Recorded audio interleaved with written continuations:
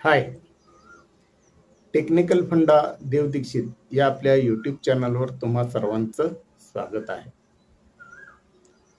जन्मापासून मृत्यूपर्यंतच्या प्रवासाला आपण आयुष्य असं म्हणतो आणि हे आयुष्य जगत असताना आपल्याला अनेक अडचणींना, अनेक प्रसंगांना तोंड द्यावं लागतं. कभी खुशी कभी गम असा हा जीवनभराचा आपला प्रवास असतो. पण याच्यामध्ये आपण जर बारकाईनं पाहिलं तर गमचेच क्षण जास्त येतात, म्हणजे दुःख माणसाच्या वाट्याला जास्त येतं आणि सुखाचे क्षण कमी असतात. काय काय वेळेला आपला बराचदा गोंधळ उडतो की जीवन कसं जगायचं, नेमकं करायचं काय. कारण काय काय अडचणी अशा असतात, काय काय प्रसंग असे असतात की जणू ते आपली परीक्षा घेतात. तर मग जीवन जगत असताना नेमकं आपल्याला काय करायचं आहे याचे काही ठोकताळे, काही आराखडा आज आपण पाहणार आहोत. हे बघा, जीवन जगणं, आयुष्य आनंदात घालवणं तसं फारसं काही कठीण काम नाही. पण काही गोष्टी जर तुम्ही वेळेवर केल्या नाहीत किंवा काही गोष्टींचा फॉलोअप व्यवस्थित घेतला नाही तर मात्र अवघड हे निश्चित आहे. तर काय करायचं आहे किंवा काय करायचं नाही या दोन्ही गोष्टी आज आपण इथं बघणार आहोत. तर जसं तुम्हाला कळायला लागेल तसं जे तुमचं लहानपण आहे ते कसं जाणार हे तुमच्या हातातली गोष्ट नाहीये. पण जसं तुमचं परिपक्व वय होईल, 18, 19, 20, 21, 22 ह्या वयामध्ये तुम्ही आल्यानंतर तुम्ही स्वतंत्रपणे काही गोष्टी करायला सुरुवात करू शकता. जसं की तुम्हाला दैनिक बचत करता येऊ शकते. हेच पैसे पुढच्या आयुष्यामध्ये तुम्हाला उपयोगी पडू शकतात. मग ती भलेही थोडी का बचत असे ना, पण ती तुम्ही केली पाहिजे. जर तुम्ही बचत केली तर त्याचा एक फार मोठा बेनिफिट तुम्हाला पुढच्या भविष्यामध्ये नक्की मिळणार आहे. त्याच्यानंतर दुसरी महत्त्वाची गोष्ट, स्वतःची तब्येत तुम्ही अत्यंत चांगली ठेवली पाहिजे आणि हे तुमच्या हातात आहे. त्यासाठी तुम्ही पोषक आहार घेऊ शकता आणि त्याचबरोबर चांगला व्यायाम करू शकता आणि पुरेशी झोप घेऊ शकता. पुरेशी म्हणजे 7 ते 8 तासाची झोप तुम्हाला घेता आली पाहिजे. त्याचप्रमाणे तुम्ही कुठल्याही गोष्टीचा ताण स्वतःच्या डोक्यावरती कधी घेता कामा नये. जेवढं तुम्ही हसत खेळत राहाल तेवढं तुम्हाला तुमचं आयुष्य हे सुखकर बनणार आहे, चांगल्या व्यवस्थितपणानं जाणार आहे. तर ह्या गोष्टी बेसिक आहेत. आपल्याला आत्ता त्याचं काही महत्त्व कदाचित वाटणार नाही किंवा कळणार नाही, कारण त्या वयामधला आपल्यामध्ये हूडपणा असतो. आपल्याला असं वाटत असतं की मी म्हणजे काय आता चौखूर उधळणारा मुक्त पक्षी आहे. पण असं असलं तरी भविष्यातल्या ज्या जबाबदाऱ्या आहेत त्याची बीजं ह्याच वयामध्ये रोवली जातात. त्याच्यामुळं तुम्ही आत्ता ह्या वयापासून तुमचं जे मुक्तपणाचं वागणं आहे त्याच्यातून थोडंसं जबाबदारीनंही वागायला शिकलं पाहिजे. तुमचे जे आर्थिक व्यवहार असतील किंवा इतर काही व्यवहार असतील तर त्याची नोंद वेळच्या वेळी करून ठेवा. ही नोंद तुम्हाला अत्यंत फायदेशीर ठरू शकते, कारण अशी जर नोंद नसेल तर कदाचित पुढं तुम्ही अडचणीत येऊ शकता. त्याचबरोबर तुम्हाला कोणतंही व्यसन असता कामा नये आणि जर व्यसन असेल तर ते लवकरात लवकर तुम्ही सोडवलं पाहिजे.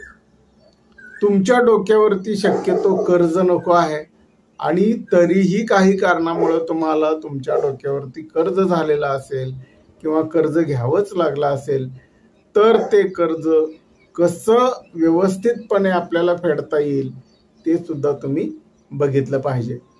त्याचबरोबर शालेय जीवनामध्ये, कॉलेजच्या जीवनामध्ये तुम्हाला किती मार्क पडतात किंवा किती तुम्ही गुण मिळवता परीक्षेमध्ये हे महत्त्वाचं नसून तुम्ही किती टॅलेंटेड आहात, तुम्हाला व्यवहार ज्ञान किती आहे, तुमच्याकडे स्किल किती आहे, तुम्ही कुठली गोष्ट अत्यंत चांगली हुशारीनं करू शकता, या गोष्टीला मार्केटमध्ये महत्त्व आहे. आणि जसं तुम्हाला वेळ भेटेल तसं थोडा थोडा का होईना वेळ एकतर तुम्ही बिझनेस समजण्यासाठी द्या किंवा छोटासा एखादा बिझनेस करण्यासाठी सुद्धा द्या. या बिझनेसमध्ये तुम्हाला अनुभव भेटेल आणि थोडाफार पैसा सुद्धा भेटेल, जो की तुम्हाला पुढे खूप उपयोगाला येईल. आणि सगळ्यात महत्त्वाचं म्हणजे तुम्ही तुमची एखादी हेल्थ पॉलिसी काढणं हे अत्यंत आवश्यक आहे. मी हेल्थ पॉलिसी म्हणतोय, जीवन विमा पॉलिसी नव्हे. ती जीवन विमा पॉलिसी तुम्हाला काढू वाटेल तर काढा, नाही काढली तरी काही प्रॉब्लेम नाही. पण हेल्थ पॉलिसी मात्र एक तुम्ही नक्की काढली पाहिजे.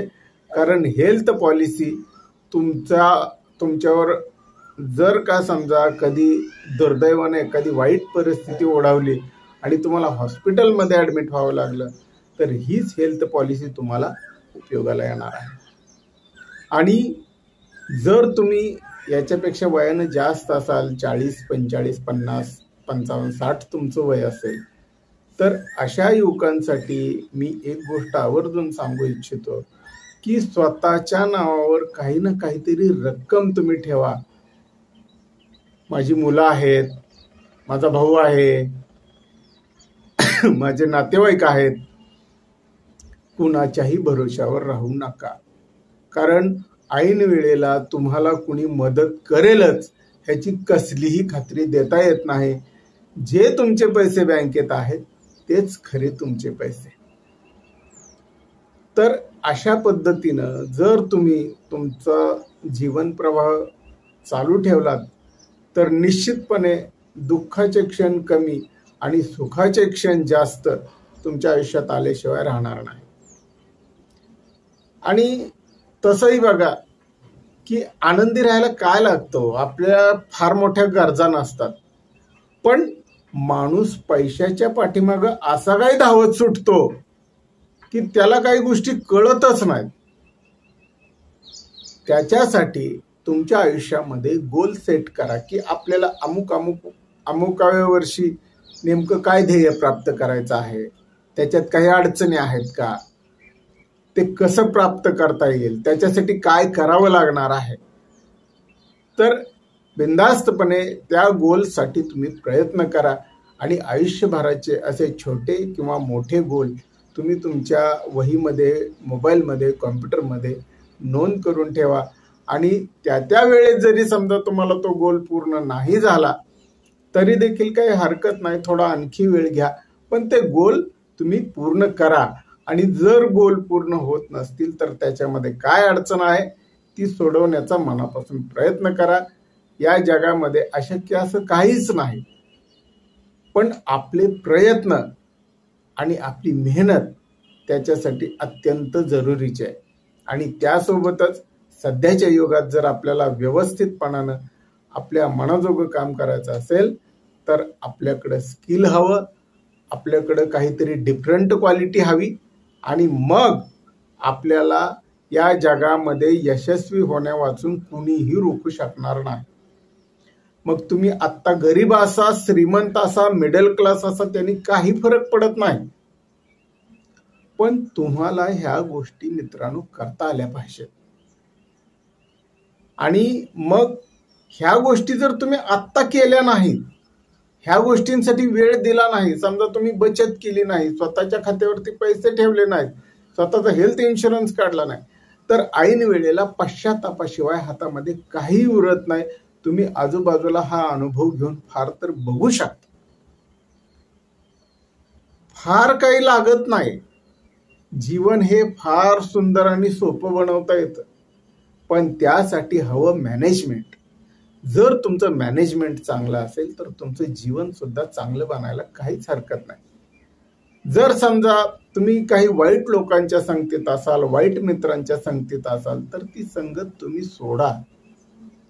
चांगल्या व्यक्तीची संगत धरा, चांगला विचार करा आणि त्या विचाराची प्रभावीपणे अंमलबजावणी देखील तुम्ही करायला सुरुवात करा.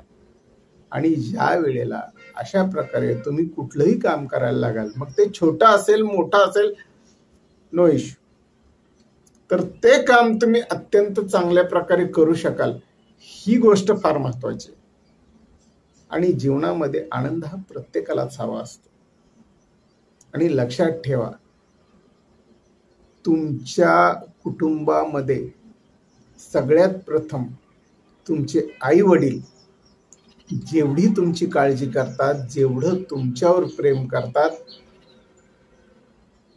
तेवढं जगामध्ये दुसरं कुणीही प्रेम करत नाही, कुणीही तुमची काळजी करणार नाही. त्यामुळं स्वतःच्या आईवडिलांची सेवा ही मनोभावे तुम्ही करा, कारण पुन्हा वेळ गेल्यानंतर काही उपयोग होत नाही. आज थांबूया इथंच, पुन्हा भेटूया नवीन व्हिडिओमध्ये. तर पाहत राहा, तुमच्या कमेंट्स आम्हाला अवश्य कळवा, तुमची मतं कळवा, आम्ही त्याचा योग्य रिप्लाय देऊ. धन्यवाद.